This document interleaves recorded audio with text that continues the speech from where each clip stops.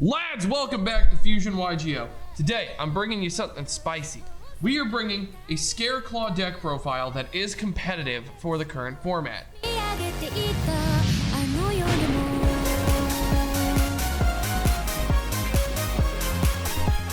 Starting out, we've got triple copies of Scareclaw Astra.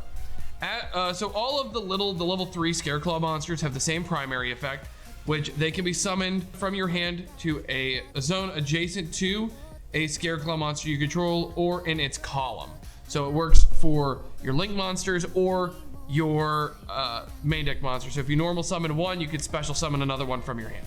Astra, as a second effect, if this monster is in defense position and you have a Scareclaw monster in the extra monster zone, that monster in the extra monster zone can attack a number of times every battle phase, up to the number of defense position Scareclaw monsters that you control with a different name. So you can get up to 4 attacks with Scareclaw extra monster zone monsters. Then we've got 3 copies of Balone. So the same primary, but the secondary effect, it allows you to attack, deal piercing damage. So this deck, one of the big monsters turns everything to defense position. So in doing so, being able to do piercing damage is huge. Then we got 3 copies of Acro. Acro boosts by 300 points. The extra monster zone monster, it boosts it by 300 attack points for all monsters that you have in defense position. So 300 for each one. So you're able to pump that monster up by 1500, which is really big. We got 2 copies of Scareclaw Rykart. You can special summon this card from your hand to your main monster zone adjacent to a Scareclaw monster. So it has the same primary effect. If this card is normal or special summoned, you can add a Scareclaw spell or trap from your deck to your hand. Then, if you have 3 monsters on the field in defense position or more, you are able to also draw a card. So this card is able to search you off one of your lovely little guys, your lovely spells or traps, and go on from there. And then 1 copy of Visa Starfrost. This card is a tuner, which is incredibly important. And it is able, if this is in your hand, you're able to target a monster you control with a different type and attribute than this card. You destroy that monster, and if you do, you special summon this card. You can only use that effect to special summon once per turn. And when this card destroys an opponent's monster by battle, you can make this card gain attack equal to half the original attack or defense of that monster, whichever is higher. If they're equal, it's your choice. That's the main deck Scareclaw monsters. The spells and traps. We're running 1 Arrival, which is essentially just a monster reborn. The only thing that's really good about it is it's searchable. Scareclaw Straddle. So you're able to target 1 Scareclaw monster or 1 Visa Starfrost in your monster zone, and 1 monster your opponent controls. Your monster gains attack and defense equal to your opponent's monster's attack or defense, whichever is higher. The other effect, which is an optional effect, when a card or effect is activated that targets a Scareclaw monster or a Visa Starfrost you control, you can negate that effect. You can only use 1 of this per turn. So Straddle is a card you could up to 2 if you wanted to. You could also up Arrival to 2. Right now, I'm liking them at 1 because they're searchable. And the deck is really good and efficient at OTKing. 1 Scareclaw Splash. Once per turn, you can target a Scareclaw monster or a Visa Starfrost you control. It can attack while in face-up defense position this turn, and if it does, apply its attack or defense, whichever is higher, to damage calculation. When your opponent activates a card or effect while you control a Scareclaw monster in the extra monster zone, you can send this face-up card to the graveyard, negate that effect. It's once per turn. And then we're also running 3 copies of the field spell Primitive Planet Rhycophobia. So Rhycophobia, let's read this one off because there's a lot here. When this card is activated, you can add a Scareclaw monster or Visa Starfrost from your deck to your hand. Monsters your opponent controls lose 100 attack and defense for each defense position monster on the field. If 3 or more defense position monsters are on the field, you can target 1 card your opponent controls and destroy it. You can only use this effect of Rhycophobia once per turn. And you can only activate 1 copy of it per turn. That's the field spell. It's incredibly important. You're actually able to get 2 of this through the natural combo, which if we hit 5 likes on this video, we'll be showing off a combo tutorial. Next up, we are playing the adventure package because this deck doesn't use any normal summon effects. It doesn't make any sense to not do that. We are starting off with 3 copies of Water Enchantress. Water Enchantress obviously is going to search you the Rite of Aramesir. And to round that out, we're also playing Illegal Knight and Wandering Griffin Rider. Illegal Knight is better for going second, but if you're in a position where you're going to be going first, Wandering Griffin Rider is a very powerful card. So it's kind of a pick your poison. They can also come in clutch in weird game states where, like, if your opponent's able to clear your board, you're able to summon one of them and just kind of go off.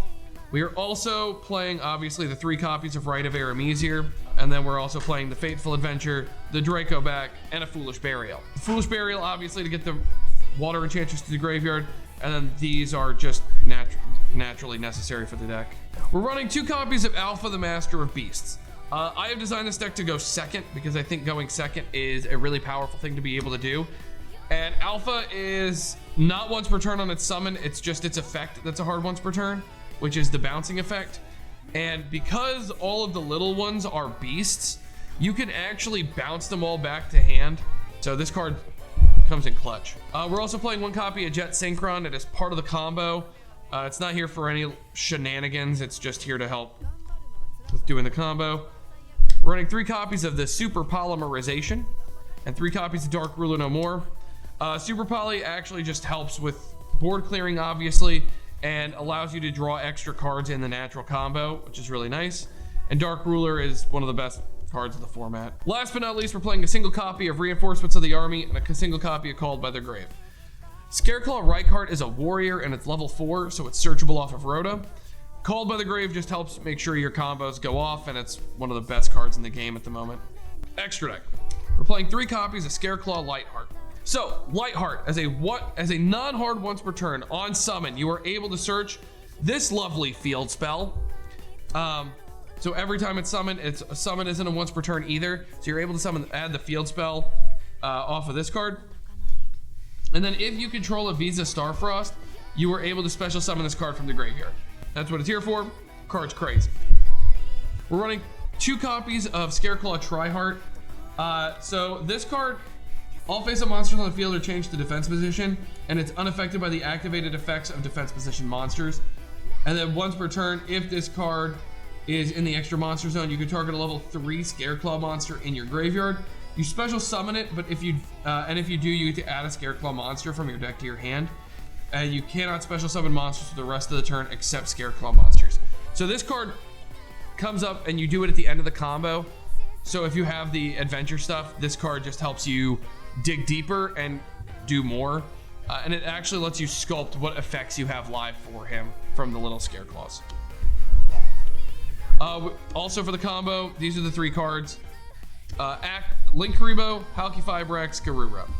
Linkuriboh is there it's part of the 1 card combo, plus that's all it's for is the 1 card combo. The Crystron Halqifibrax is part of the natural combo, and then Garura is the extender for the combo to help with board breaking and things like that. So if you open Dark Ruler or Super Poly, you could deal potentially with a really nice size, a really powerful board, and then being able to draw cards later on in the combo is just insane. And then everything else is just kind of flex picks. You can kind of put whatever you want here. I'll tell you other things that I've been testing with, and I'll let you decide what you want to do. So we're playing Link Spider and Relinquished Anima.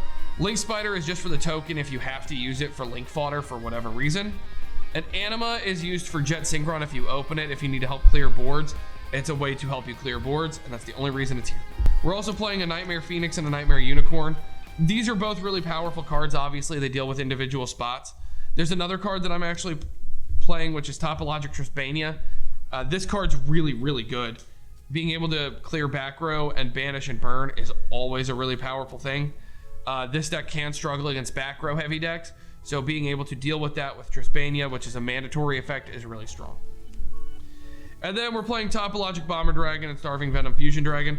So everything else is kind of working out. These are the 2. Starving Venom is pretty good. You can add any Super Poly target you want here. Mud Dragon of the Swamp is really good, and I've been testing around with that one. With Topologic Bomber Dragon, the card that I'm actually testing with it currently, another card I'm working on, is Underworld Goddess of the Closed World. That card's insane with this card. Locking both players out of the graveyard after you've set up a huge board is insane. So those are the 2 cards right now. These are what I'm running right now.